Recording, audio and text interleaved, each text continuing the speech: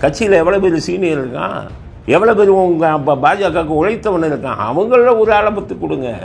ஒரு பெண்ணுக்கே கொடுக்குறதுனாலும் கட்சியில் உழைத்த பெண்கள் எத்தனை பேர் இருக்காங்க பாஜகவில். சினிமா நடிகர் முருகனுக்கு இவங்க தெரிஞ்சவங்களா இருந்தால் உடனே இப்போ மாநில பொறுப்பு கொடுத்துருவீங்களா? இன்னும் உறுதிப்படுத்தப்படாத தகவல், உறுதிப்படுத்தப்படட்டும், அப்புறம் பேசிக்கிறேன். இது எல்லா திமுகவில் இந்த கூத்து தானே அதிகம். இந்திரா காந்தியை பிசாசேனார, மிசாவை ஏவி விடும் பிசாசேன்னு, அப்புறம் போய் காலில் விழுகல நிருபவரே இந்திரா காந்தி காலில். அப்போ என்னாச்சு? நீங்கள் இந்திரா காந்தியின் அடிமையானங்கள்ல 99 போய் பாஜகவில் நிலையான ஆட்சி வேண்டும்னு சொல்லி இஸ்லாமியர்கள் கிறிஸ்தவர்கள் ஓட்டை வாங்கிட்டு அவர்களுக்கு எதிராக பாஜகவோட கூட்டணி சேர்ந்து பதவி சுகத்தை அனுபவிக்கலையா? நீங்கள் யோகியர்களா? ஒரு சினிமா நடிகை எவ்வளோ நாளைக்கு முன்னாடி இது பண்ணானா, வீட்டில் போய் ஏதாச்சும் ட்ரக் எடுத்தீங்களா? அந்த ஆள்கிட்ட பொசஷன் அந்த ஆள் கையில் இருந்து ஏதாச்சும் ட்ரக் எடுத்தீங்களா? இன்னமே இருந்ததா வச்சு பொய் கேஸ் போடுவீங்க, அது வேற. ஏதாச்சும் எடுத்தீங்களா? உங்களுக்கு கொஞ்சமாச்சும் மானபக்கம் கிடையாதா போலீஸுக்கு?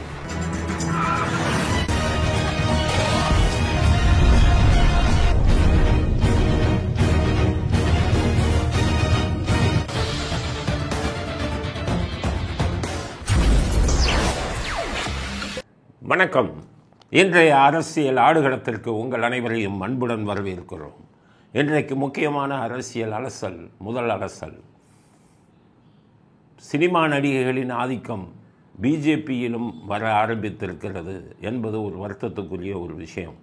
தமிழ்நாடு பிஜேபியில் என்னென்னு கேட்டிங்கன்னா, பிஜேபி எப்போ ஒரு கொள்கை உள்ள கட்சின்னு சொல்லுவாங்க. ஆனால் இப்போ பார்த்திங்கன்னா சினிமா நடிகைகள் ஆதிக்கம் பிஜேபியிலையும் தலை தூக்க ஆரம்பிச்சிருச்சு அப்படிங்கிறதுக்கு சில செய்திகள் வந்திருக்கு. முதல்ல குஷ்பு வந்து சேர்ந்தாங்க. ஆனால் குஷ்பு ஏற்கனவே திமுகவில் இருந்தாங்க, அப்புறம் காங்கிரஸுக்கு போனாங்க, அதுக்கப்புறம் பிஜேபிக்கு வந்தாங்க. அவர் ஒரு சினிமா நடிகையாக இருந்தாலும் ஒரு அரசியல் கொஞ்சம் அவருக்கு ஒரு அரசியல் தொடர்பு ஒரு 10 வருடமாக இருந்தது. ஆனால் அதுக்கப்புறம் பார்த்திங்கன்னா இப்போ பிஜேபி வந்த உடனே இந்த முருகன் அப்படின்னு ஒருத்தர் இருக்கார். அவர் வக்கீலாக இருந்தார் ஹைகோர்ட்டில், கேஸே இல்லாத வக்கீலாக சுற்றிக்கிட்டு இருப்பார். ஆனால் அவருக்கு ஒரு ப்ளஸ் பாயிண்ட்டு ஆர்எஸ்எஸ்ன்னு ஒன்று இருந்தால் போதும் இல்லை பிஜேபியில். தகுதி இல்லாத ஆளாக இருந்தாலும் பதவியை கொடுத்துருவாங்க பிஜேபியில். அதனால் இந்த முருகனை தூக்கி பிடிச்சாங்க. அப்போவே செய்திகள் வந்தது, இவர் தலைவராக இருந்தார், அப்புறம் அங்கே இதுக்கு போனார். அவர் முன்னாள் ஜனாதிபதிக்கு வேண்டியவர். ஆர்எஸ்எஸ்ஸில் முன்னாள் ஜனாதிபதி இருந்தபோது இவருக்கு நன்றாக தெரியும். அதுக்காக அதை வச்சு பதவி வாங்கினாங்க. அதுக்கப்புறம் எம்பி ஆக்குனாங்க, மத்திய அமைச்சர் பதவி கொடுக்கட்டும். ஆளுங்கட்சியாக வரும்போது அவங்களுக்கு வேண்டியவங்களுக்கு கொடுப்பாங்க. ஆனால் சமீப காலமாக அவர் ஒரு சினிமா நடிகையுடன் அவர் தொடர்பு படுத்தி பேசினாங்க. ஒரு சினிமா நடன இயக்குனர், ஒரு பெண்ணு, அவர் பிஜேபியில் சேர்ந்தார். அவர் முருகனோட நெருக்கமாகி ஒரு முக்கியமான சினிமா நடிகையை இவருக்கு தொடர்பு ஏற்படுத்தி விட்டார் அப்படிங்கிற விஷயங்கள் எல்லாம் வெளியில் வந்தது. நாம் பேசலை. ஏன்னு கேட்டிங்கன்னா அது அவங்களுடைய தனிப்பட்ட விஷயம், அதை நம்ம பேசக்கூடாது, அநாகரிகம் அப்படின்னு பேசலை. ஆனால் இப்போ என்ன செய்தி வந்திருக்கு அப்படின்னா, தமிழக பாஜகவில் 4 துணை பொதுச் செயலாளர்கள் போட போகிறாங்களாம். 4 துணை பொதுச் செயலாளர்கள் போடுறது அது அவங்க இஷ்டம். கட்சியில் உழைத்தவர்கள், கட்சியில் சீனியர்களுக்கு கொடுக்கணும். ஆனால் அதுபோக குஷ்புவுக்கு ஒரு மாநில லெவலில் ஒரு பதவி கொடுக்க போகிறாங்களாம். அவங்க குஷ்பு கூட ஒரு அரசியல்வாதி, சினிமா நடிகையாக இருந்தாலும் அவர் ஒரு அரசியல்வாதி. அவரும் சேர்ந்து கொஞ்சம் நாள் ஆயிடுச்சு பிஜேபியில், நேற்று சேர்ந்தவள் இல்லை. ஆனால் நடிகை மீனாவுக்கும் ஒரு பதவி கொடுக்க போகிறதா செய்தி வந்திருக்கு. சில நாட்களுக்கு முன்பாக மீனா துணை ஜனாதிபதியை போய் பார்த்தாரு. மீனாவுக்கு துணை ஜனாதிபதி எப்படி தெரியும்? அந்த ரூட்டே தெரியாது, டெல்லி ரூட்டை. முருகன் தான் எல்லா ஏற்பாடும் பண்ணி கொடுத்து அவருக்கு துணை ஜனாதிபதியை பார்க்க வச்சார் அப்படின்னு செய்தி வந்தது. இப்போ மீனாவுக்கு மாநிலத்து அளவில் பிஜேபியில் ஒரு பொறுப்பு கொடுக்க போகிறாங்கன்னு செய்தி வந்திருக்கு. இன்னும் அதிகாரப்பூர்வமான தகவல் வரல. இன்னும் கட்சியிலேயே சேரல நடிகை மீனா. ஆனால் கட்சியில் சேரும்போதே மாநில அளவில் பொறுப்பு கொடுக்குறாங்கன்னா இந்த மாதிரி விஷயம்லாம் பண்ணிக்கிட்டு இருப்பீங்க, எல்லாம் வேடிக்கை பார்ப்பாங்களா? முருகனுக்கு தான் சொல்கிறேன். உங்கள் பதவியை வச்சுக்கிட்டு இஷ்டத்துக்கு ஆடுவீங்களா? பல பிஜேபிக்காரங்க எனக்கு ஃபோன் பண்ணி சொல்கிறாங்க, சார் திமுக வந்துடக்கூடாது சார், பிஜேபியை தாக்கி பேசாதீங்க, தப்பு பண்ணுவாங்க, அதை பெருசுப்படுத்தாதீங்கன்னு சொல்லுவாங்க. இந்த மாதிரி கோமாளித்தனம்லாம் பண்ணிக்கிட்டு இருந்தால் நம்ம எப்படி வாயை பொத்திக்கிட்டு இருக்கிறது, வாயை மூடிக்கிட்டு இருக்கிறது? அதுக்காக திமுக வராமல் இருக்கணும், கரெக்டு. அதுக்காக இப்படி பண்ணுவீங்களா நீங்கள்? கட்சியிலேயே வரல, கட்சியிலேயே இன்னும் சேரலை, எடுத்த உடனே மாநில அளவில் பொறுப்பான். எவ்வளோ கொழுப்பு உங்களுக்கு? ஒரு கட்சியை நடத்துகிறீங்களா இல்லை இன்னும் இது நடத்துகிறீங்களா? உங்கள் சொந்த குடும்பத்து கட்சியாக நடத்துகிறீங்களா? யாருக்கு போய் பதவியை கொடுக்குறீங்க? அதனால் கட்சியில் எவ்வளோ பேர் சீனியர் இருக்கான், எவ்வளோ பேர் உங்கள் பாஜகவுக்கு உழைத்தவன் இருக்கான், அவங்கள ஒரு ஆளை பற்றி கொடுங்க. ஒரு பெண்ணுக்கே கொடுக்குறதுனாலும் கட்சியில் உழைத்த பெண்கள் எத்தனை பேர் இருக்காங்க பாஜகவில்? சினிமா நடிகர் முருகனுக்கு இவங்க தெரிஞ்சவங்களாக இருந்தால் உடனே இப்போ மாநில பொறுப்பு கொடுத்துருவீங்களா? இன்னும் உறுதிப்படுத்தப்படாத தகவல், உறுதிப்படுத்தப்படட்டும், அப்புறம் பேசிக்கிறேன். இது எல்லா திமுகவில் இந்த கூத்து தானே அதிகம். அண்ணாதுரை காலத்தில் சினிமா நடிகர்னா வீட்டுக்கே போயிடுவார் சாப்பிட. அண்ணாதுரை, கருணாநிதி எப்படின்னா ஒரு முக்கியமான சினிமா நடிகர் அங்கே இருந்தார் திமுகவில். அவர் புத்தாண்டு வாழ்த்துக்கள் சொல்ல போகிறாரு ஒரு ஆப்பிள் எடுத்துக்கிட்டு. கருணாநிதி பக்கத்தில் 2-3 சீனியர் தலைவர்கள் இருக்காங்க. அவங்க ஆப்பிளை கொடுத்த உடனே அவங்க முன்னாடியே அந்த அம்மா கையை பிடிச்சிக்கிட்டு அப்படியே கையை எடுக்கவே மாட்டேங்கிறாருன்னு கேவலமாகிடுச்சு. சினிமா மோகம் அங்கேயும் இருந்தது. அதுக்கப்புறம் ஸ்டாலின், ஆனால் அவரை கொஞ்சம் பாராட்டணும். அவர் நிறைய பேரோட தொடர்பு வச்சுருந்தாலும் அவங்கள கட்சிக்குள்ளே பொறுப்புக்கு கொண்டு வரல. நிறைய பேரோட தொடர்பில் இருந்தார், ஆனால் கட்சியில் வந்து அவங்களுக்கு பொறுப்பு கொடுக்காம அப்படியே கழட்டி விட்டுருவார். ரொம்ப திறமையான ஆள் இந்த விஷயத்தில், அப்படியே கழட்டிடுவார். உதயநிதி அதை விட, உதயநிதி சினிமா நடிகைகள் அழகான பெண்கள் தான். இப்போ பாருங்கள், இந்த விஜய் இதிலிருந்து கட்சியிலேருந்து வழங்கினாங்க வைஷ்ணவின்னு ஒரு பெண், அவங்க உடனே உதயநிதியை போய் சந்திச்சிருக்காங்க, அப்பாயின்மெண்ட்டு உடனே. இதே இது கட்சி எம்எல்ஏ எம்பி போய் நின்று அப்பாயின்மெண்ட் வாங்கன்னு சொல்லுங்கள் உதயநிதிட்ட. பெண்கள் போனால், அதுவும் அழகான பெண்கள் போனால் உதயநிதிட்ட அப்பாயின்மெண்ட்டு. ஆக அந்த திராவிட கலாச்சாரம் தான் இப்படி நடந்துக்கிட்டு இருக்குன்னு காரி துப்புனா பிஜேபி இந்த லெவல் வந்துட்டிங்களா? சில பேர் கேட்பாங்க, ஏன் எம்ஜிஆர் ஜெயலலிதாவுக்கு பதவி கொடுக்கலையான்னு. எம்ஜிஆர் ஜெயலலிதாவுக்கு 1982 முதல்ல உறுப்பினராக சேர சொன்னார். உறுப்பினராக சேர்ந்து உறுப்பினர் கார்டு கொடுத்தாரு. அப்புறமா கொஞ்ச நாள் கழித்து தான் வந்து கொள்கை பரப்பு செயலாளர்னு கொண்டாந்து விட்டார். நீங்கள் கட்சியிலே மெம்பர் ஆகலை, துணை ஜனாதிபதியை சந்திக்க வைக்கிறீங்க. உங்கள் குடும்பம் உங்கள் பர்சனல் இதுன்னா நீங்கள் பார்த்துக்கணும் மிஸ்டர் முருகன். இந்த முருகன் தான் இப்போ பாஜகவை கெடுத்து கொண்டு இருக்கிறார். இவர் திருமாவளவனோட வந்து ஜாதி இதில் அப்படி ஒத்துக்க போயிருக்காரு. திருமாவளவன் நிற்கிற தொகுதியில் தடா பெரியசாமி சீட்டு கேட்டு நான் தோக்கடிக்கிறேன்னாரு. இதே முருகன் உங்களுக்கு திருமாவளவனோட ஒரு இது வச்சுக்கிட்டு, அண்டர்ஸ்டாண்டிங் வச்சுக்கிட்டு, தடா பெரியசாமியை போடாமல் அறிமுகம் இல்லாத ஒரு பெண்ணை போட்டு திருமாவளவனை ஜெயிக்க வைத்தார் இதே முருகன். பச்சை துரோகம். இப்படியெல்லாம் பாஜகவுக்கு பச்சை துரோகம் பண்ணிக்கிட்டு போவீங்க. உங்களெல்லாம் வேடிக்கை பார்த்துக்கிட்டு நீங்கள் நல்லவர் வல்லவர் நாணயம்தான் உள்ளவர்னு சொல்லுவாங்களா? பாஜக தலைவர்களுக்கு சொல்கிறேன், முருகன் மாதிரி யாரை இன்னமும் கட்சியில் வைக்காதீங்க, பேரை கெடுத்து விடுவார். இந்த சினிமா நடிகைகளுக்கு உறுப்பினராக கூட இல்லாத சினிமா நடிகைகளுக்கு இவ்வளவு முக்கியத்துவம் கொடுப்பது கேவலத்திலும் கேவலம். அப்போ அவங்க பாஜகவில் இருக்கிற திறமையானவன் என்ன ஆகிறது, பாஜகவில் உழைத்தவன் என்ன ஆகிறது, பாஜகவில் இருக்கிற சீனியர் என்ன ஆகிறது அப்படின்னு சொல்லி கடுமையான கண்டனத்தை முருகனுக்கு தெரிவித்துக் கொள்கிறோம். இதன் பின்னணியில் முருகன் தான் இருக்கிறார் அப்படிங்கிறது முதல் செய்தி. அடுத்தது இந்த ஸ்ரீகாந்த் போதை மருந்து வழக்கு. பாவம் இருந்தாலும் ஏதோ குடிச்சிட்டார். லட்சக்கணக்கான பேர் ட்ரக்கை போட்டுக்கிட்டு இருக்கான், அதுலேயும் அவர் ஒருவர். ஆனால் போலீஸ்காரன் பெரிய வெற்றி விழா மாதிரி கொண்டாரு. அந்த ஸ்ரீகாந்த் வெக்கமாக இல்லை உங்களுக்கு போலீஸுக்கு? போய் ஒவ்வொரு காலேஜ் வாசனையும் விற்றுக்கிட்டு இருக்கான் ட்ரக்கு, அவனை போய் பிடி யோகியதை இருந்தா. ஒவ்வொரு ஸ்கூல்லையும் ட்ரக்கு விற்றுக்கிட்டு இருக்கான், அங்கே போய் மாமூலை வாங்கிட்டு வந்துடுறது. விற்கிறவனை பிடிக்க வக்கு இல்லை, கடத்துறவனை பிடிக்க வக்கு இல்லை. ஒரு சினிமா நிறைய எவ்வளோ நாளைக்கு முன்னாடி இது பண்ணானா, வீட்டில் போய் ஏதாச்சும் ட்ரக் எடுத்தீங்களா? அந்த அவரோட அந்தாள்கிட்ட பொசஷன் இருந்தாலும் கையில் இருந்து ஏதாச்சும் ட்ரக் எடுத்தீங்களா? இன்னமே இருந்ததாக வச்சு பொய் கேஸ் போடுவீங்க, அது வேறு. ஏதாச்சும் எடுத்தீங்களா? உங்களுக்கு கொஞ்சமாச்சும் மானபக்கம் கிடையாதா போலீஸுக்கு? இப்படியா நடக்கிறது? நீங்கள் ஒரு சினிமா நடிகை ஏதோ இது பண்ணிட்டானா அதை வச்சு கொண்டு போயிட்டு இப்போ கிருஷ்ணான்னு ஒரு நடிகரும் குடிச்சிருக்காராம் அந்த ட்ரக்கை. 5 தனிப்படை அமைக்கிறான், 5 தனிப்படை, போலீஸ் தனிப்படை, தீவிரவாதியை பிடிக்கிற மாதிரி. ஏதோ கஞ்சாவையும் கொக்கைனையும் லட்சக்கணக்கான பேர் சாப்பிட்ற மாதிரி சாப்பிட்டவனை போய் பின்னாடி துரத்துக்கிட்டு இருக்கீங்களா? ஜாபர் சாதிக்கு பிடிக்க துப்பு இல்லை உங்களுக்கு. பிடிச்சது யார்? ஈடி பிடிச்சான் அமலாக்கத்தில். எல்லாம் உட்காந்துக்கிட்டு வேடிக்கை பார்த்துக்கிட்டு அவன்கிட்ட மாமூல் வாங்கிட்டு உட்காந்துருந்தீங்க.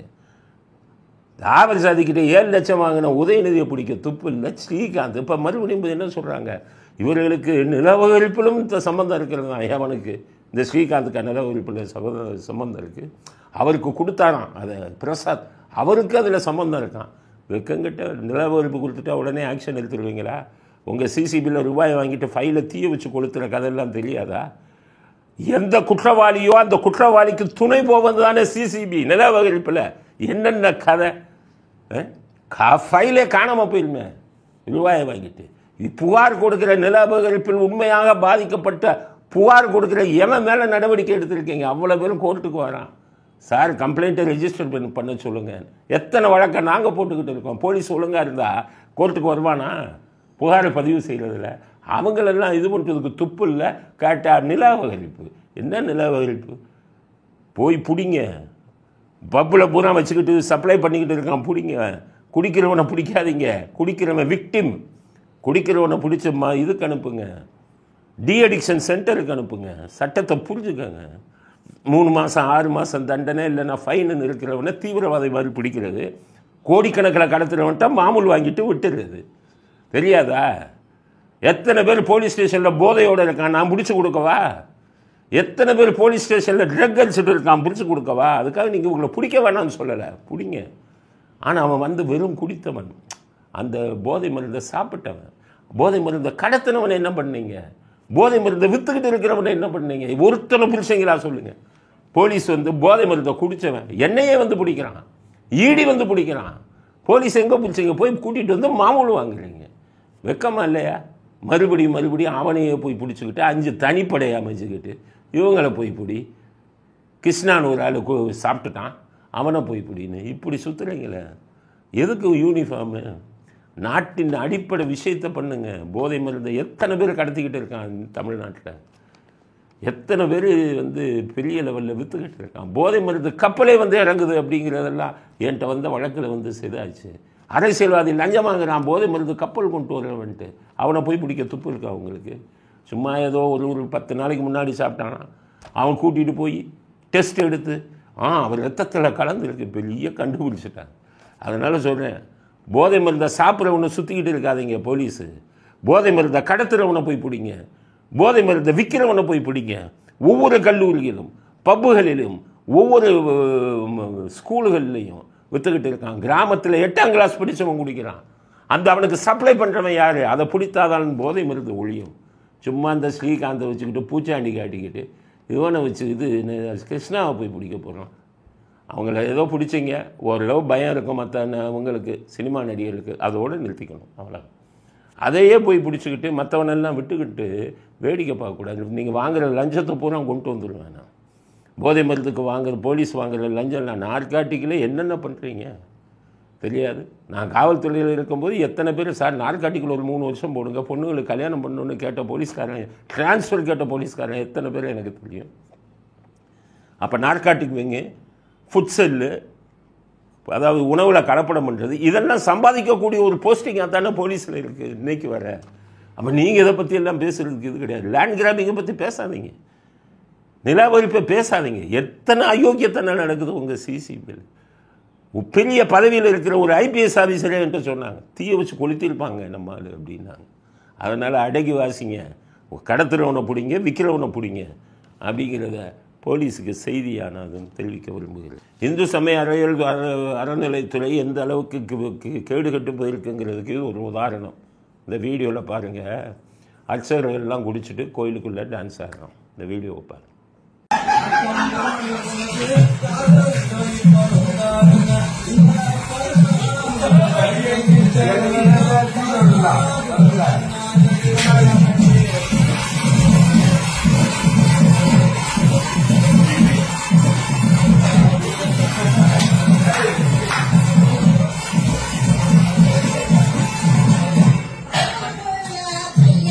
பார்த்தீங்கல்ல, இந்து சமய அறநிலையத்துறை எவ்வளோ கேவலமாக போயிட்டு இருக்குன்னு. இதுக்காகத்தான் சொன்னேன், பிராமணர்களை அர்ச்சகர்களாக பொண்ணுன்னு ஏன் சொன்னான்? அவன் சுத்தமாக இருப்பான், மது சாப்பிட மாட்டான், கொஞ்சம் கோயிலுடைய மாண்பை காப்பாற்றுவான்னு தான். நீ என்றைக்கு எல்லா ஜாதியினரையும் போடுறேன்னையோ, எத்தனையோ கோயிலுக்கு நான் கிராமத்தில் போயிருக்கேன்ப்பா, பூசாரி யாரையோ ஒருத்தனை போடுறாங்க, ஃபுல் போதையில் இருக்கான், அவன் போய் பூஜை பண்ணால், அவன் போய் அர்ச்சனை பண்ணால் விளங்குமா? அந்தந்த வேலைக்கு அந்தந்த இது தான் பண்ணணும். பிராமணர்களை பாவம் அவனையும் விரட்டி விட்டுட்டு எல்லா ஜாதிக்காரனையும் போடுன்ட்டு இப்போ டான்ஸ் ஆடுறான் குடிச்சிட்டு கோயிலுக்குள்ளே. கோயிலோட புனிதமே என்றைக்கு இந்த திமுக என்றைக்கு வந்தாங்களோ அன்றைக்கே கோயிலோட புனிதம் கெட்டு போச்சு. அதுக்கு இது ஒரு உதாரணம். இது குடிச்சிட்டு ஆடி கொண்டு இருக்கான். சேகர்பாபு மாதிரி மந்திரியாக போட்டிங்கன்னா இப்படி தான் இருப்பான். அது சேகர்லாம் சேகர்பாபு எப்படிப்பட்ட ஆள்? தண்ணி பார்ட்டி. அப்புறம் இவங்களெல்லாம் கடத்தது கண்டிக்கிறதுக்கு முதல்ல தகுதி இருக்கா? சாண்டோ சின்னப்பா தவிர போடணுன்னு எம்ஜிஆர் 1977 ஆட்சிக்கு வந்தோடனே அவரை கூப்பிட்டு என்ன சொன்னார், ஏங்க நீங்கள் தான் மருதமலையெல்லாம் இது பண்ணி இப்போ புதுப்பிச்சிங்க, என்னை வச்சு ரிப்பன் கட் பண்ண வச்சிங்க, எந்த நேரமும் வந்து பட்டையை அடிச்சிருப்பீங்க, உடம்பெல்லாம் வந்து விபூதி பூசியிருப்பீங்க, எந்த நேரமும் முருகா முருகான்னு சொல்லுவீங்க, உங்களை மாதிரி ஆளை தாங்க இந்து சமய அறநிலையத்துறையில் போடணும்னு நினச்சவர் அந்த எம்ஜிஆர். இந்த ஸ்டாலின் வந்தோடனே தண்ணி அடிக்கிற ஆளுங்க, கட்ட பஞ்சாயத்து பண்ணுற ஆளுங்க, தூய்மை பணியாளர் விட்டு வீடுகளில் அடிக்க சொல்கிறவங்க, கொஞ்சமாச்சும் தகுதி இருக்கிற ஆள் அதை போட வேணாமா? கொஞ்சமாச்சும் தெய்வ பக்தி இருக்கிறவங்கள போட வேணாமா? சும்மா பட்டையை அடிச்சுட்டு அவங்கெல்லாம் பக்தர்கள் ஆகுமா? அரசியல்வாதியில் மோசமான அரசியல்வாதியை போடலாமா? அதுக்கு இந்த பிடிஆர் மாதிரி கொஞ்சம் தெய்வ பக்தி இருக்கிறவங்கள போட்டுருக்கலாம். ஏதோ மீனாட்சி கோயிலுக்கெல்லாம் அறங்காவலராக இருக்காருன்னு சொல்கிறாங்க. அப்படிப்பட்ட ஆள் தான் அதில் இருக்காங்கல்ல. அப்படிப்பட்ட ஆளுங்களை மந்திரியாக போடலாம்ல. சேகர்பாபுவை போட்டிங்கன்னா அந்த இது குட்டிச்சவராக தானே ஆகும். அதனால் குட்டிச்சவர் ஆகிட்டு இருக்குது. ஸ்டாலின் வேடிக்கை பாருங்கள். எல்லாத்தையும் இந்த தண்ணி அடிக்கிறவனெல்லாம் கொண்டு கோயில் அடிச்சவரெல்லாம் போட்டு டான்ஸ் ஆட விடுங்க. இதுதான் திராவிட மாடல் அப்படிங்கிறத இந்த வீடியோவை இவர் பார்க்குறாரான்னு பார்ப்போம் ஸ்டாலின். அடுத்தது இந்த டாய்லெட் பேப்பர், இந்த முரசொலின்னு அதையும் ஒரு பேப்பர்னு வச்சுக்கிட்டு இன்னும் ஒரு ஆஃபீஸை வச்சுக்கிட்டு ஓட்டிக்கிட்டு இருக்கு. என்ன அப்போ அதெல்லாம் ஒரு பேப்பரா? எமையாக படிக்கிறான். உன் திமுககாரனே படிக்கிறது இல்லை. போட்டுட்டு இப்போ அதில் போடுற செய்தி இந்த ஐடியில் போட்டு முரசொலி சொல்லுகிறது.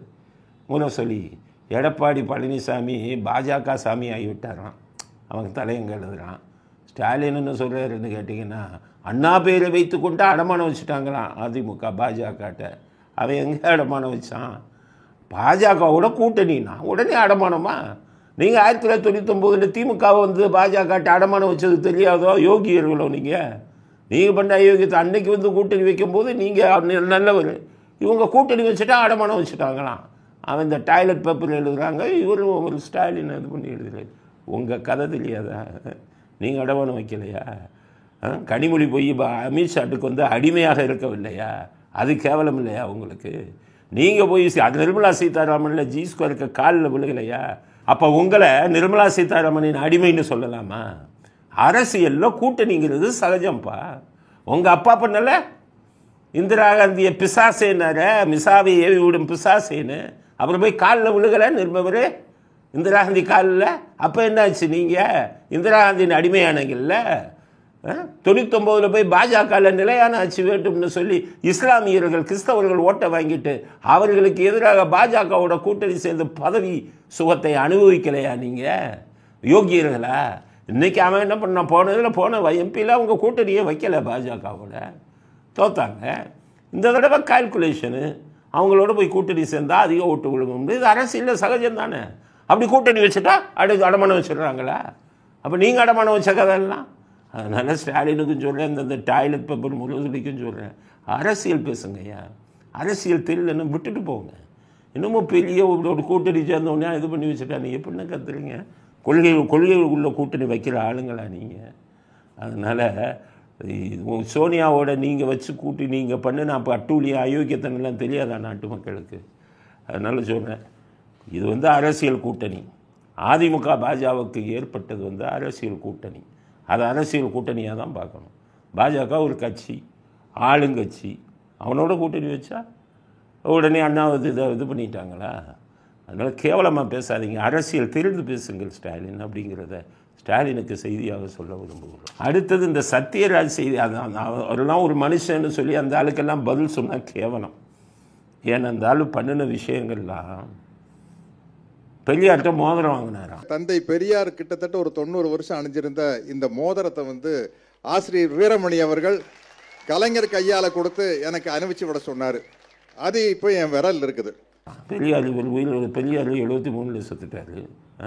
நீங்கள் என்ன 73 எங்கே இருந்தீங்க? 73 19 வயசு, 20 வயசு, உங்களுக்கு 21 வயசு. பெரியாரை கண்ணால் பார்த்துருக்கீங்களா? பெரியார் உங்களுக்கு மோதிரம் கொடுத்தாராம், அண்ட புழு. ஏன்னா வீரமணி பெரியார் மோதிரம்னு ஒன்று கொடுத்தாங்க. அது தெரிஞ்சது பெரியதா? பெரிய யோகியன் உத்தமன் இவங்களா? மகானோட மோதிரத்தை போட்டிங்களா? ஏதோ ஒரு ராகவேந்திர மோதிரம், இல்லை சாய்பாபா மோதிரம் அப்படின்னு சொல்லி போட்டால் அவங்கெல்லாம் மகான்கள் போடலாம். ஈவரெல்லாம் இப்போ சாமியை செருப்பாளர் போட்டுருங்கன்னா அதெல்லாம் பாவாத்மா. அதை ஒரு மோதிரம் போட்டாராம் பெரியார்கிட்ட. எம்ஜிஆர்கிட்ட கல்லாக்கட்டை வாங்கினாராம். மக்கள் தலைவர் எம்ஜிஆர் அவர்கள் நான் சந்தித்த பொழுது, உனக்கு ஏதாச்சும் நான் கொடுக்கணும், என்ன வேணும்னு கேளு அப்படிங்கிறாரு. எனக்கு திடீர்னு என்ன கேட்குறேன்னு தெரியல. என்னென்ன அப்படின்னு, இல்லை நீங்கள் ஏதாச்சும் கேளுங்க அப்படின்னு.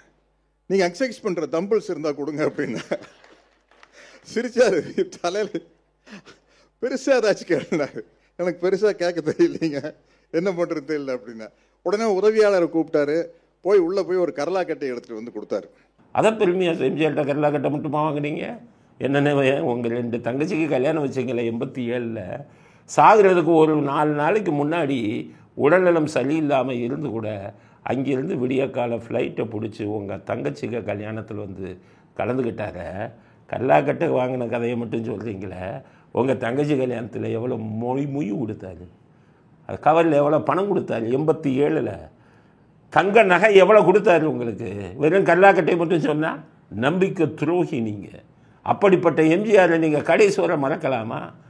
அவர் இறந்த உடனே ஆளுங்கட்சியாக திமுக உடனே போய் திமுக கருணாநிதி காலில் விழுந்த நன்றி கட்ட மனிதர் நீங்கள். எம்ஜிஆருக்கு எதிரானவர் எம்ஜிஆர் எவ்வளோ பாசம் வச்சிருந்தார். எம்ஜிஆருக்கு எதிரி என்று தெரிந்தும் அவர்களுடன் உறவு வைத்து கொண்டிருக்கிறாள். நீங்கள் ஈவரை பற்றி பேச தகுதி இருக்கா? ஈவர் அவங்க மோதிரம் போட்டிருக்காராம். அப்படியே அவங்க பையனை கொண்டு போய் பிஜேபியில் சேர்த்தீங்க. ஈவராவுக்கும் பிஜேபிக்கும் கொள்கை ரீதியாக ஒற்றுமை இருக்கா? குடும்பத்தில் இருக்கிற ஒரு ஆளை பிஜேபியில் சேர்த்துக்கிறது, இன்னொரு பொண்ணை திமுகவில் சேர்த்துக்கிறது. இவர் கருணாநிதி புகழ், ஸ்டாலின் புகழ் பாடிக்கிறது. பச்சோந்தி குடும்பமாக சார் நீங்கள். உங்களுக்கெல்லாம் எம்ஜிஆர் பேசுவதற்கு தகுதி இருக்கா? அதனால் நம்பிக்கை துரோகம், எம்ஜிஆருக்கு நம்பிக்கை துரோகம் செய்தவர்கள் ஒரு சில பேர் இருக்காங்க. அதில் சத்யராஜும் ஒருவர். உங்களுக்கு மன்னிப்பே கிடையாது. இப்போ போய் திருமாவளவன் 5000 ரூபா வாங்கியிருக்கேன்னு பெருமையாக சொல்கிறேன். அன்பு தம்பி எழுச்சி தமிழர்கிட்ட இருந்து ஒரு 50,000 ரூபாய் செக்கு வாங்கிட்டேன். 5000 ரூபா செக்கு கொடுத்துருக்காரு திருமாவளவன். அவர் வாங்குறதெல்லாம் கோடி, கொடுக்குறதா 1000 தான் கொடுப்பாரு. 5000 அவரும் ஒரு பெரியார் மாதிரி தான். பெரியார்ட்டெல்லாம் நீங்கள் இதுவரை யாரும் காசு வாங்கினதா சரித்திரமே இல்லை. அவர் இது வாங்குவார், இடைக்கடை ஏலக்காய் வாங்குவார், இடைக்கடை நாணயம் வாங்குவார். மற்றவங்களுக்கு அவர் கொடுத்ததா சரித்திரம். கருணாநிதி 10 ரூபா கொடுத்ததா யாராச்சும் நிறுவீங்க? கருணாநிதிட்ட 10 ரூபா வாங்கினவன் என்கிட்ட வாப்பா, எனக்கு 10 ரூபா கொடுத்தாரு. கஞ்சன், உலகமாக கஞ்சன். அதனால் இப்போ திருமாவளவனும் 5000 ரூபா கொடுத்துருக்காரு. வாங்குவது பல கோடி, கொடுப்பது 5000. அதுதான் திருமாவளவன். இவர் வாங்கின எல்லாத்துக்குமே ஆப்பு வச்சிருவார். கூடிய சீக்கிரம் உங்களுக்கும் சத்யராஜ் ஆப்பு வைப்பார் அப்படிங்கிறத திருமாவளவனுக்கு செய்தியாக சொல்ல விரும்புகிறேன். அடுத்தது ட்ரம்ப்புக்கு நோபல் பரிசு, அமைதிக்கான நோபல் பரிசு கொடுக்கணும்னு பரிந்துரை செய்கிறாங்க பல நாட்டை சேர்ந்தவர்கள். ட்ரம்ப்பை பற்றி பல சர்ச்சைகள் இருக்குது. ஆனால் அமைதிக்கான நோபல் பரிசு எப்படி கொடுத்தாங்க? இப்போ தான் போய் ஈரானை அமெரிக்கா அடித்தாங்களே, அமெரிக்கா போர் தாக்குதல் பண்ணாங்க. ஸோ அமெரிக்காவும் போரில் இறங்கியது அப்படின்னு எல்லாம் சொன்னாங்க. அப்படி இருக்கும்போது ட்ரம்ப்புக்கு போய் எப்படி நோபல் பரிசு, அதுவும் அமைதிக்கான பரிசு கொடுக்க முடியும்? அப்படின்னா ட்ரம்ப்பு ஒரு சில விஷயத்தில் கோமாளித்தனம் பண்ணுவார், அது உண்மை. ஆனால் அடிப்படையில் பார்த்திங்கன்னா ஒரு போரை விரும்ப மாட்டார். என்னென்னு கேட்டிங்கன்னா, ஒரு போர் வந்தால் மற்ற எல்லா நாடுகளும் பாதிக்கும் அப்படிங்கிற அடிப்படை விஷயம் தெரிஞ்சவர். அமெரிக்கா பொருளாதாரமே பாதிச்சிடும். எத்தனையோ நாடுகளுக்கு ஏற்றுமதி பண்ணுறாங்க, இறக்குமதி பண்ணுறாங்க, பெட்ரோலை வெளியிலேருந்து வாங்குகிறாங்க, பெட்ரோல் விலை கூடும், நம்ம மக்களுக்கு பாதிக்கும், பொருளாதாரத்தை பாதிக்கும். இப்படி யோசிக்கக்கூடியவர் ட்ரம்ப். இவர் ஆட்சிக்கு வந்த உடனே இஸ்ரேலை கூப்பிட்டு போரை நிறுத்துன்னாரு. இஸ்ரேல் எவ்வளவோ கேட்டாங்க, இல்லை ஈரான் ரொம்ப அடிச்சிட்டாங்க, இப்போதைக்கு நிறுத்துன்ட்டு. உடனே நிறுத்திட்டாங்க. வந்த உடனே ஈரான் இஸ்ரேல் பொருளை வந்தவுடன் நிறுத்தினார். அங்கே உங்களை ரஷ்யாவை கூப்பிட்டாரு, உக்ரைனை கூப்பிட்டாரு. ரஷ்யாவிட்ட பேசலை, உக்ரைனை நேராக கூப்பிட்டாரு. உக்ரைன் அதிபரை நிறுத்து, உனக்கு சப்போர்ட் பண்ண மாட்டோன்ட்டார். அவர் இவரோட வாக்குவாதம் எல்லாம் நடந்தது. முன்னாடி இருந்த வேகம் ரஷ்யா உக்ரைன் போரின் வேகம் இப்போ குறைஞ்சிருச்சு. அதுக்கு காரணம் ட்ரம்ப். அப்படி இருக்கும்போது மறுபடியும் என்ன ஆச்சுன்னு கேட்டிங்கன்னா, இஸ்ரேலுக்கும் ஈரானுக்கும் மீண்டும் தகராறு வந்து ஒருத்தர் வந்து தாக்க ஆரம்பித்தாங்க. அப்போதும் அமைதியாக இருந்தார் ட்ரம்ப். ஆனால் கொஞ்ச நாளில் ஈரான் ஒரு அறிக்கை விட்டாங்க, அமெரிக்காவையும் தாக்குவோம் அப்படின்னு அறிக்கை விட்டாங்க. அப்போ இவர் என்ன பண்ணார் ட்ரம்ப்பு, ஈரான்கிட்ட அணு ஆயுதம் இருக்குது, அணு ஆயுதம் இதை வந்து உற்பத்தி வந்து அங்கே நடந்துக்கிட்டு இருக்குது. ஆனால் இதை இஸ்ரேல் தாக்குவாங்கங்கிறதுக்காக மலை அடிவாரத்தில் வச்சுருந்தாங்க அந்த உற்பத்தி நிலையங்கள் எல்லாம். மலை அடிவாரத்தில் இருக்கக்கூடிய அணு ஆயுதங்களை தாக்கக்கூடிய அளவிற்கு விமானங்கள் இஸ்ரேலிடம் இல்லை, அமெரிக்காக்காரர்கிட்ட இருக்குது. அமெரிக்கா என்ன செய்வான், ரொம்ப அட்வான்ஸ் ஆயுதத்தை விற்க மாட்டான், பழச பூரா மற்றவங்களுக்கு நம்ம நாடு பாகிஸ்தானை மாதிரி இழிச்சோம், நம்ம முன்னேறிட்டோம், பாகிஸ்தானை மாதிரி ஆளுங்கிட்ட விற்றுரும். ஆனால் மிக சக்தி வாய்ந்த ஆயுதங்களை அவன் மட்டும் வச்சுருப்பான். அதனால் மலையடிவாரத்தின் கீழே இருந்த அந்த அணு ஆயுத உலைகளை, ஈரான் உலைகளை தாக்கக்கூடிய சக்தி அவங்ககிட்ட இருந்தது. அப்போ ஈரான் என்ன சொல்லிட்டாங்க, அமெரிக்காவையும் எச்சரிக்கிறேன், அமெரிக்காவையும் தாக்குவோம்னு ஒன்று. ட்ரம்ப் என்ன யோசிச்சார், இந்த அணு ஆயுதம் அவன் கையில் இருக்குது, நாளைக்கு நம்மளை அணு ஆயுதத்தில் தாக்கிட்டா அமெரிக்கா அழிந்து போகும். ஏன்னா அணு ஆயுதத்தினுடைய சக்தி என்னங்கிறது அமெரிக்காவுக்கு தான் தெரியும். 2ஆம் உலகப் போர் என்னாச்சு, 2ஆம் உலகப் போரில் ஜப்பான் மேலே அணுகுண்டை போட்டதுக்கப்புறம் அமெரிக்கா அவ்வளோ வருந்துனாங்க. இவ்வளவு சக்தி படைத்ததா அணுகுண்டு, பூண்டு கூட முளைக்கலை இங்கே ரொம்ப பல வருடங்களுக்கு. நாகசாயியில் போட்ட குண்டு ஜப்பானில் அவ்வளவு சக்தி வாய்ந்தது. அதனால் அப்போ வந்து அமெரிக்கா யோசிச்சுட்டு, இனிமேல் அணுகுண்டை எந்த நாடும் யாருக்கும் போடக்கூடாது, ஆனால் அணுகுண்டை உற்பத்தி செஞ்சு வச்சுக்க, போடக்கூடாது அப்படின்னு தான் எவன் அணுகுண்டை தயார் பண்ணுறான்னு அந்த நாட்டுக்கெல்லாம் எதிராக பண்ணுவான் அமெரிக்கா. காரணம் ஹிரோஷிமா நாகசாயியில் அவங்க கண்ணால் பார்த்து இன்னும் ஒரு அழிவு வரக்கூடாதுன்னு நினைக்கிறான். ஈரான்கிட்ட வந்து இது இருக்குது, அணுகுண்டு உற்பத்தி பண்ணிக்கிட்டு இருக்கான், அமெரிக்காவை தாக்கணுங்கிறான். அப்போ அவனை விட்டுக்கிட்டு இருந்தால் நமக்கு அழிவு வந்துடுமேன்னு சொல்லி இஸ்ரேலுக்கு ஆதரவாக அந்த சண்டையில் போகலை, இவர்கள் விமானத்தை அனுப்பி அந்த அணு ஆயுதங்கள் அணு உலைகள் எங்கே இருந்ததோ அங்கே போனால் அடிச்சுட்டு வந்துட்டாங்க, அதோடு நிறுத்திட்டாங்க. இப்போ வந்து அணு ஆயுத உற்பத்தி வந்து ஈரான் பண்ணுவதற்கு பல வருடங்கள் ஆகும். அதனால் அமெரிக்காவுக்கு இப்போ பாதுகாப்பு நிறுத்திட்டாங்க. ஆனால் இதை யார்கிட்டருந்து பார்த்து அடித்தாங்க, அமெரிக்கா ட்ரம்ப்பு இந்தியாவிலேருந்து பார்த்து அடித்தான். ஆப்ரேஷன் சிந்தூரில் பாகிஸ்தானில் இருக்கக்கூடிய அணு ஆயுதம் இருக்கக்கூடிய உலைகள் இருக்கக்கூடிய இடத்த இந்தியா தான் முதல்ல தாக்கி செயலிழக்க பண்ணினாங்க. அதில் அணு கதிர்கள் எல்லாம் கசிவாகி நிறைய பேர் இது பண்ணி மற்ற நாடுகள்லாம் வந்து அதை வந்து உதவி செஞ்சாங்க பாகிஸ்தானுக்கு. இப்போ பாகிஸ்தானால் அணு ஆயுதத்தை ஒன்றும் பண்ண முடியாது இன்னும் கொஞ்சம் நாளைக்கு. இந்த டெக்னிக்கை உருவாக்கினவன் நம்ம ஆப்ரேஷன் சிந்தூரில். இதை பார்த்து தான் ட்ரம்ப் வந்து காப்பி அடித்து ஈரானில் இருக்கக்கூடிய அணு உலைகளை இந்திய ஆப்ரேஷன் சிந்தூரில் பாகிஸ்தான் அணு உலைகளை எப்படி அடித்தாங்களோ அது மாதிரி அடிக்கணுங்கிற ஒரு யுக்தியை கடைப்பிடிச்சு இப்போ அடிச்சுட்டு நிறுத்திட்டாங்க ட்ரம்ப். அதனால் ட்ரம்ப் வந்து அமைதிக்கான நோபல் பரிசு அவருக்கு கொடுக்குறாருன்னா சும்மா இல்லை, எல்லாரும் பரிந்துரை செய்கிறாங்க, கிடைக்கதான்னு தெரியலை. ஆனால் அதற்கு முழுவதும் தகுதியானவர் தான். காரணம் எப்போதுமே அவர் அமைதியை விரும்புபவர், போரை விரும்பாதவர், சில சமயம் இந்தியாவுக்கு ஆதரவாக இருப்பார், சுயநலவாதி, அவங்க நாட்டுக்கு இதாக இருப்பார், மற்ற நாடுகளை பற்றி கவலைப்பட மாட்டார், சுயநலவாதி, விளம்பர பிரியர், இதெல்லாம் இருக்கலாம். ஆனால் போரை நிறுத்தணும் அப்படிங்கிற அடிப்படை எண்ணம் கொண்டவர். அதனால் ட்ரம்ப்புக்கு அமைதி பரிசு, நோபல் பரிசுக்கான அமைதி பரிசு கொடுத்தால் அதற்கு அவர் தகுதி உள்ளவர் தான் அப்படி என்பது நமது அடிப்படை கருத்து. மறுபடியும் டாஸ்மாகில் ரேட்டை ஏற்றி வைக்க ஆரம்பிச்சிட்டாங்க அப்படின்னு செய்தி வந்து எல்லாம் புலம்புறாங்க. குடிமகன்லாம் குவார்ட்டர் பாட்டுகளுக்கு 10 ரூபா கூட கேட்குறாங்க. குடிமகன்கள்லாம் ரொம்ப புலம்புறாங்க. பீருக்குன்னா 15 ரூபா கேட்குறாங்க. அவங்களை நீ ஏன்டா டாஸ்மாக் கடைக்கார, நீ தான் கலப்படம் பண்ணி தானே விற்கிற கள்ளச்சாராயத்தை, உனக்கு தான் வருமானம் வருது இல்லை, ஏன் இங்கே வந்து கேட்குற அப்படின்னு டாஸ்மாகில் வேலை செய்கிறவங்களை கேட்டால், சார் மந்திரி அதிகாரிகள் பூரா எனக்கு ஒரு கடைக்கு இவ்வளோ கொடுன்னு கேட்குறான், ஒருத்தனுக்குனா லஞ்சம் கொடுக்குறான், எத்தனை பேருக்கு சார் கொடுக்குறது, போலீஸுக்கு லஞ்சம், டாஸ்மாக்கு இது தாசில்தாருக்கு லஞ்சம், டாஸ்மாக் அதிகாரிகளுக்கு லஞ்சம், மந்திரிகளுக்கு லஞ்சம்னா நான் பூரா சம்பாரிச்சு அவன்ட்டு கொடுத்துட்டு போவா அதனால் நாங்கள் என்ன பண்ணுவோம் சார், எங்கிட்ட ஒரு கடைக்கு இவ்வளவுன்னு கேட்டால் நான் வந்து பாட்டிலில் வைக்கத்தான் செய்வேன். இந்த லஞ்சத்துக்கு காரணம் நாங்கள் இல்லை, அதிகாரிகளும் அரசியல்வாதிகளும் அப்படிங்கிறோம். ஆக 49,500 கோடி சம்பாதிச்சவங்களுக்கு இன்னும் திருப்தி வரலை. மேற்கொண்டு டாஸ்மாக் ஊழியர்களையும் பிழிந்து கொண்டிருக்கிறார்கள். அதனால் டாஸ்மாக் ஊழியர்கள் நம்ம குடிமகன்கள்கிட்ட பணத்தை வாங்க ஆரம்பிக்கிறாங்க. அதனால் ஸ்டாலின் இதுக்கு இது போகுமா? ஆனால் ஸ்டாலினுக்கே பங்கு போகுது. அப்புறம் எப்படி ஸ்டாலின் இதை தடுப்பார்? அதனால் திமுக ஆட்சி இருக்கும் வரை இன்னும் குடிமகன்கள் எல்லாம் பிளாக்கில் தான் வாங்கணும். இனிமே டாஸ்மாக் சரக்கை பாட்டில் விலையை விட 10 ரூபா 20 ரூபா திமுக ஆட்சி முடியும் வரை நீங்கள் கொடுத்து கொண்டிருக்க வேண்டும். குடிமகன்களுக்கு சொல்கிறேன், ஒழுங்காக குடிக்கணும், கமிஷன் கொடுக்காமல் குடிக்கணும்னா திமுக ஆட்சியை கை வைங்க. 4000 ரூபா கொடுத்தாலும் ஓட்டு போடாதீங்க. அதுதான் உங்களுக்கு நாங்கள் விடுக்கும் செய்தி. இத்துடன் இன்றைய அரசியல் ஆடுகளம் நிறைவு பெறுகிறது. மீண்டும் சனிக்கிழமை, நாளை நான் வெளியூர் சொல்வதால் அடுத்த அரசியல் ஆடுகளம் சனிக்கிழமை நாம் சந்திக்கலாம். நன்றி, வணக்கம், ஜெய் ஹிந்த்.